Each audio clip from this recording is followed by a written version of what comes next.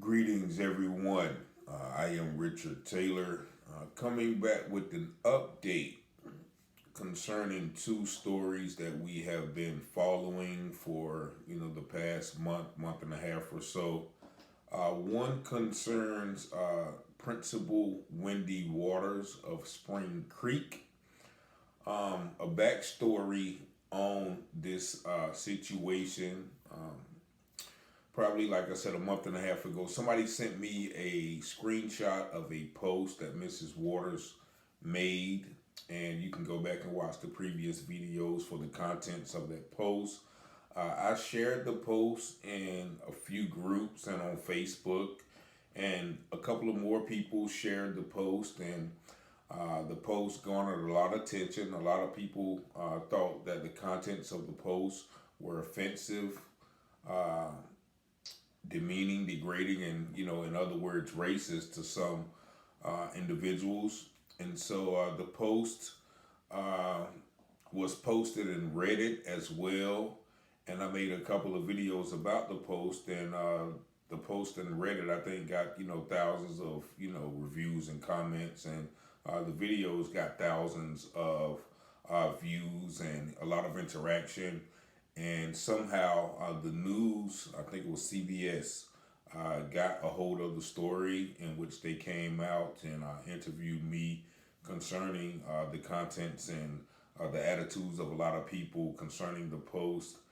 And um, the school board, I think, addressed the situation. And a lot of people were wondering what has happened, what has been done in that situation. A few people reached out to me about a couple of weeks ago, so I called the school board and I spoke with secretary and another member, not of the school board, but one of the liaisons, and they told me that they really couldn't give me any information because the school board hadn't decided on it yet. And I think this month's school board meeting, an associate of mine attended the meeting, and he expressed that several people got up once again speaking about the situation and wondering what the school board was going to do to Miss Waters, as well as Miss Waters, I think, from my understanding, from what was told to me, had a lot of supporters at that meeting as well, speaking up for her defense. And so Saturday, September the 23rd, I received some information from a source that is close to the situation. And she informed me that Principal Waters has resigned.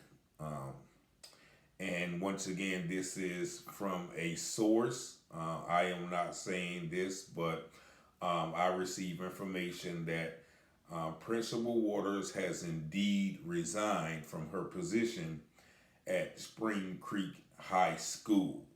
Now, of course, there has not been any public announcement, from the school board or from the news.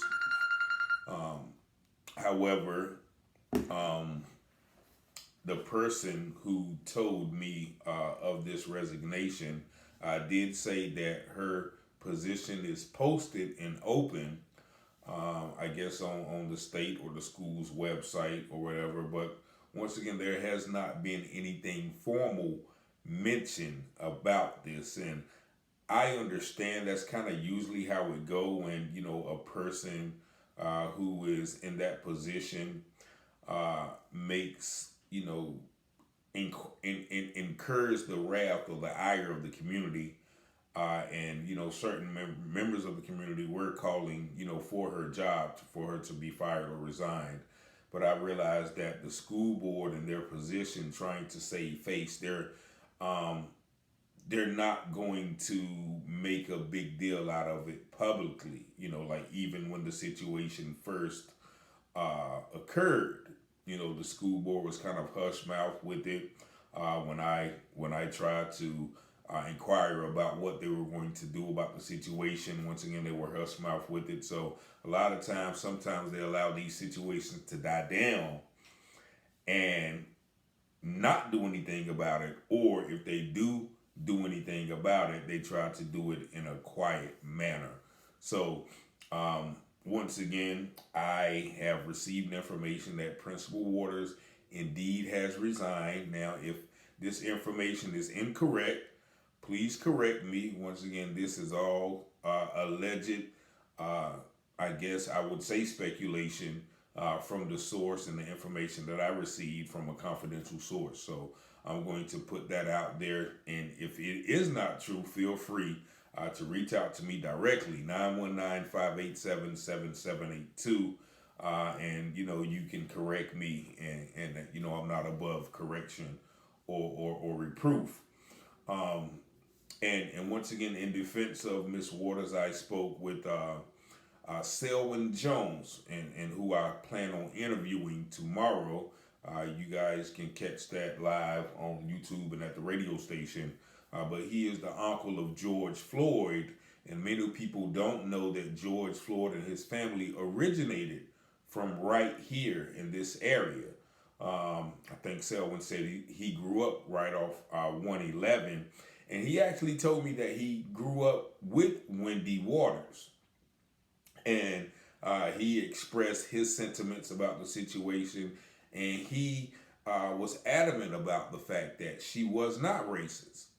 She grew up with him, and in her defense, he said she was not racist. So I do take that in consideration as well. But once again, like I tell everybody, your situation or your experience with that person may not mirror other people's or other experiences with that person, because a lot of people have stood up for her, but then a lot of people have agreed with the public opinion about her statements, and brought her racial character in question. So I just want to give an update on that. I waited a few days to say it because I wanted to, to kind of double check some things. But once again, there has not been any public announcement about the situation. But according to this source, she has indeed resigned. So hopefully,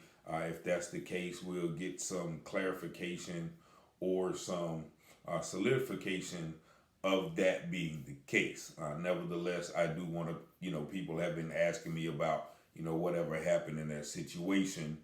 And, this is my response according to the information that I received. The second thing I want to talk about in this video is about Principal Ray at Dillard Middle School. Now, the backstory on this is, I ran into a few concerned citizens that were concerned about the conditions at Dillard Middle School in Goldsboro, North Carolina, about some of the complaints that were coming from students and teachers. But the most outrageous or the most influential situation that brought Mr. Ray and Dillard to light was the arrest of a 12-year-old student last year at the end of the year for an